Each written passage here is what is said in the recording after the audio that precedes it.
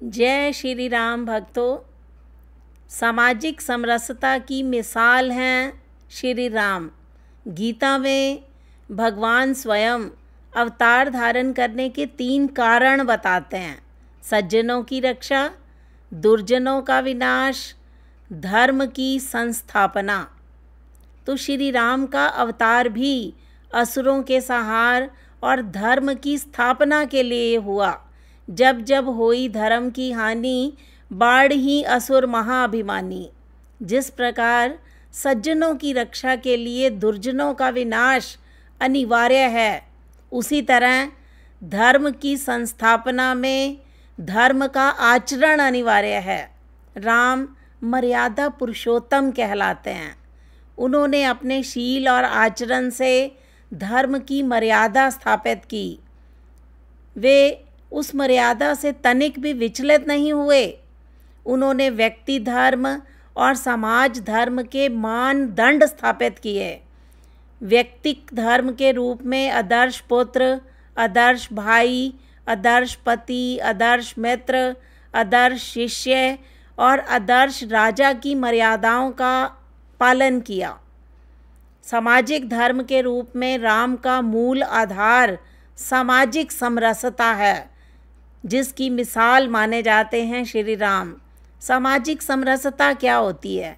अपने वर्ग, जाति और समुदाय से भिन्न लोगों के प्रति सम्मानजनक व्यवहार, जिसे सामाजिक समरसता कहते हैं।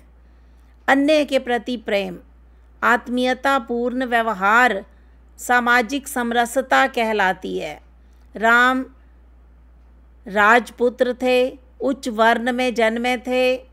समाज में हीन और निम्न कहे जाने वाले समुदाय के लोग उनके सर्वाधिक प्रिय पात्र रहे।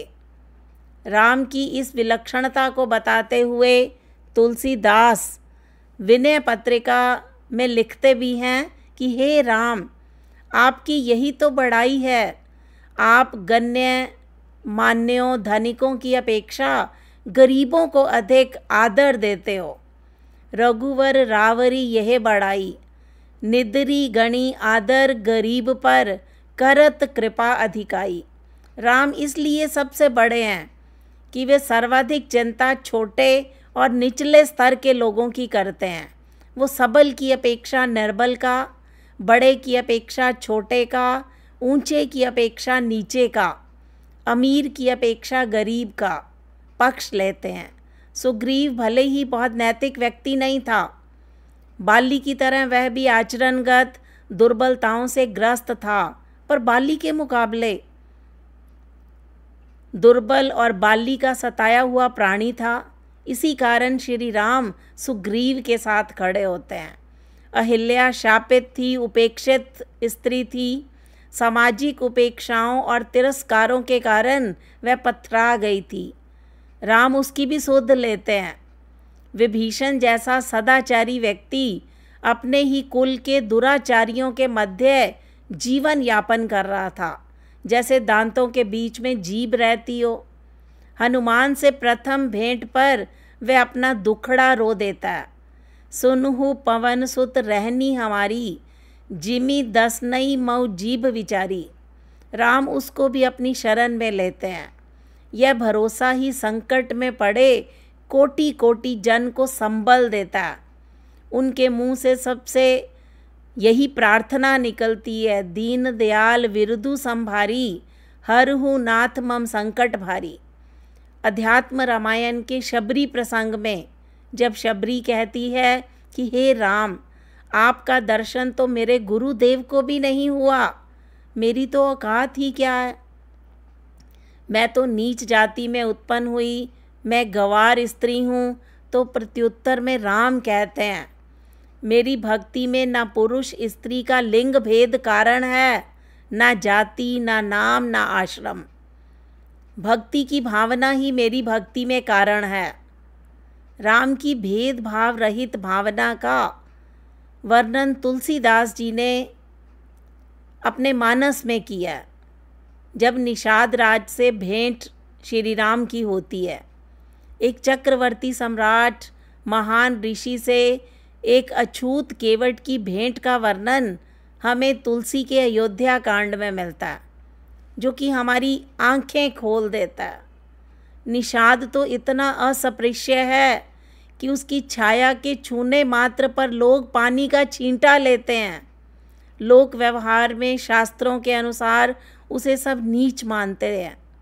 उस अछूत को दंडवत करते देख भरत उसको उठाकर अपने हृदय से लगा लेते हैं, मानो अपने भाई लक्ष्मण से मिल रहे हों। लोक वेद सब भांतई नीचा, जासु छा छुई लेयई सींचा, तेई भरी अंक राम लघु भ्राता, मिलक पुलक परिपूरित गाथा। करत दंडवत देखी तेही भरत लीन उरलाई, मनहु लखन सन भेंट भई, प्रेम न हृदय समाई। इसी अछूत की विशिष्ट ऋषि से भेंट होती है तो एक छोटा सा मिलन दृश्य युगांतरकारी घटना बन जाता है।